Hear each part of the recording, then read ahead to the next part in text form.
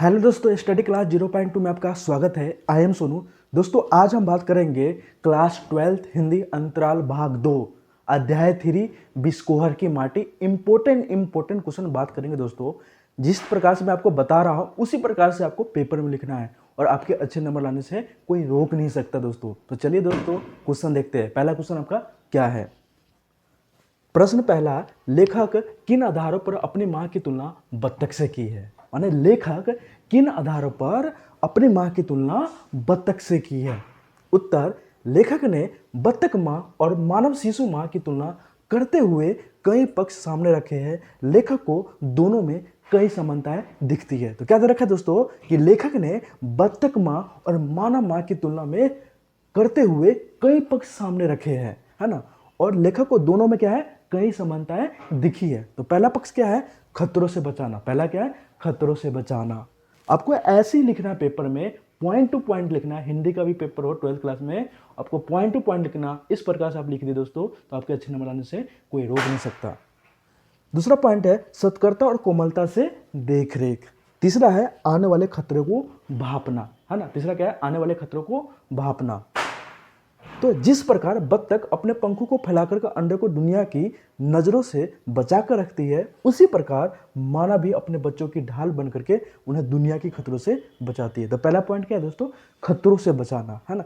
जिस प्रकार बत्तख अपने पंखों को फैला करके, मतलब अपने पंखों को फैला लेता है तो अंडे को क्या होता है, बचा कर रखता है ना। तो अंडे को दुनिया की नजरों से बचा कर रखती है, उसी प्रकार माना भी अपने बच्चों को ढाल बन करके, है ना, उन्हें खतरों से, दुनिया के खतरों से बचाती है। दूसरा पॉइंट क्या है, सतर्कता और कोमलता से देखरेख। जैसे बत्तख मां अपनी पैनी चोंच से सतर्कता बरतते हुए कोमलता से अंडे को अपने पंखों से अंदर छुपाती है, उसी प्रकार मानव मां भी बच्चों को डांटते मारते समय ध्यान रखती है कि शिशु को नुकसान न पहुंचे। तो क्या है पॉइंट दोस्तों कि बत्तख मां अपनी पैनी चोंच, उनके जो चोंच होते हैं ना वो सख्त होता है ना, माने प्यार से, है ना, वो अंडे को क्या करती है दोस्तों, सेकता है ना, सतर्कता से उनकी देखभाल करता है, कभी उलटता कभी पलटता है। तो चोंच से सतर्कता बरतते हुए कोमलता से अंडे को अपने पंखों के अंदर छुपाती है, उसी प्रकार मानव मां भी बच्चे को डांटते और मारते समय, है ना, ध्यान रखती है कि शिशु को नुकसान न पहुंचे।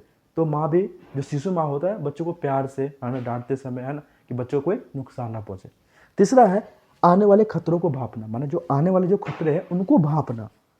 बत्तख माँ की निगाह सदैव कोए की ताक पर रहती है। मानव माँ भी बच्चे पर आने वाले संभावित खतरे को भांप लेती है।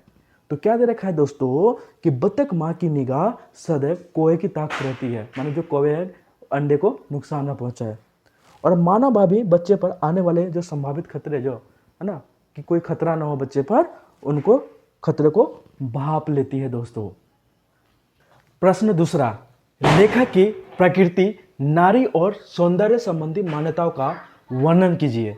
तो प्रश्न दूसरा क्या है दोस्तों कि लेखक की प्रकृति, नारी और सौंदर्य संबंधी मान्यताओं का वर्णन कीजिए।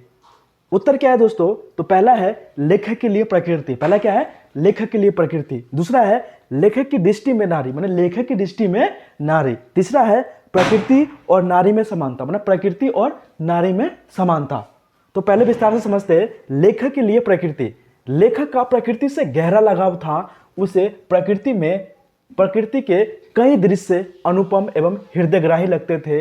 प्रकृति उसके लिए सौंदर्य का पर्याय थी। तो क्या दे रखा है दोस्तों, लेखक, है ना, लेखक का प्रकृति से गहरा लगाव था। वहां का जमीन, वहां के मिट्टी, वहां का नदी, है ना, वहां का पेड़ पौधे से उनको गहरा लगाव था। उसे प्रकृति के कई दृश्य अनुपम एवं हृदयग्राही लगते, मतलब बहुत ही प्यारे लगते थे। प्रकृति उसके लिए सौंदर्य का पर्याय था, मतलब पर्यायवाची था सुंदरता का।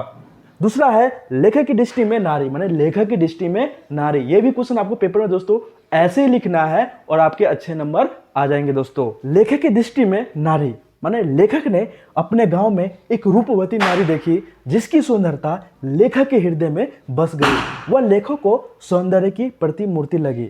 तो क्या दे रखा दूसरा पॉइंट, लेखक की दृष्टि में क्या है दोस्तों, नारी। तो लेखक ने अपने गांव में एक रूपवती नारी देखी जिसकी सुंदरता माने जिसकी जो सुंदरता है लेखक के हृदय में माने उनके दिल में बस गई, वह लेखक को सौंदर्य की प्रतिमूर्ति लगी। तीसरा पॉइंट है प्रकृति और नारी में समानता। सौंदर्य की समानता होने के कारण लेखक को लगा जैसे प्रकृति नारी सजीव रूप लेकर के उसके समक्ष आ गई है।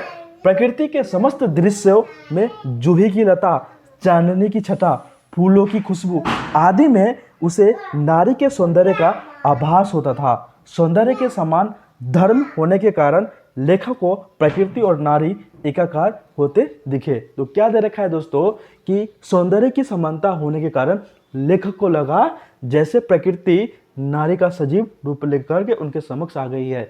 जिस प्रकार से प्रकृति इतनी सुंदर था, है ना, जो जितनी सुंदरता उस नारी के अंदर आ चुकी है। प्रकृति के समस्त दृश्य माना प्रकृति के जो समस्त दृश्य है ना, जूही की लता माना जूही की लता, चांदनी की छटा, फूलों की खुशबू आदि में उसे नारी के सौंदर्य का क्या होता है, आभास होता है।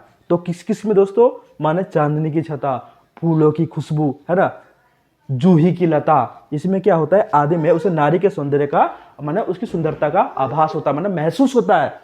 सौंदर्य के समान धर्म होने के कारण लेखक को प्रकृति और नारी एकाकार होते दिखा। तो माने जो सुंदरता है प्रकृति, है ना, और उस नारी दोनों में क्या है ना, जब एक से एक जैसे एक साथ लाएंगे तो दोनों क्या है, बराबर है, दोनों की सुंदरता बराबर है दोस्तों। यह मैंने एकाकार माने क्या होता है, बराबर प्रकृति और नारी। तो दोस्तों अगर ये वीडियो आपको अच्छा लग रहा है लाइक, सब्सक्राइब एंड शेयर कीजिएगा। जय हिंद, जय भारत।